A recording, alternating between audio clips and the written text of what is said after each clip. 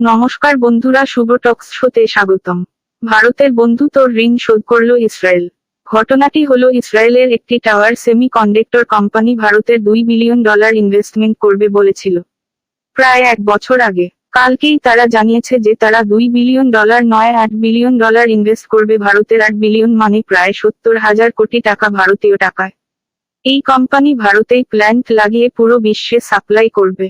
ভারতে তৈরি করলে ভারতের জনগণ কাজ পাবে ও সরকার ট্যাক্স পাবে। সব দিক দিয়েই ভারতের লাভ। যতদিন আসছে ইলেকট্রিক জিনিসের চাহিদা বাড়ছে, ইলেকট্রিক গাড়িও বাজারে আসছে। ইলেকট্রিক জিনিস তৈরিতে সেমিকন্ডাক্টর দরকার। সেমিকন্ডাক্টর ছাড়া ইলেকট্রিক জিনিস তৈরি হয় না। ভারতে অনেকগুলো সেমিকন্ডাক্টর কোম্পানি আছে, যেমন ফক্সকন, বেদান্ত, ISMC আর এখন টাওয়ার।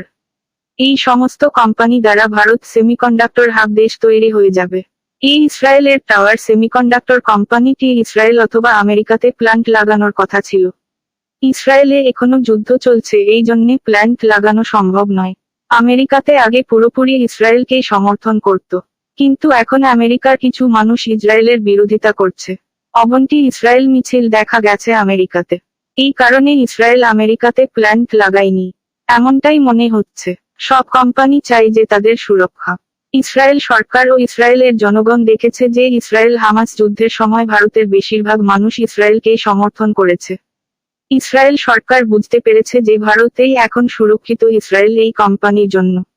ভারতের জনগণ যদি ইসরায়েলকে সাপোর্ট করে, তাহলে যেকোনো সরকার আসুক না কেন এই কোম্পানির কোনো ক্ষতি করতে পারবে না, যেহেতু এই কোম্পানির সাথে জনগণ আছে এবং সুরক্ষিত থাকবে।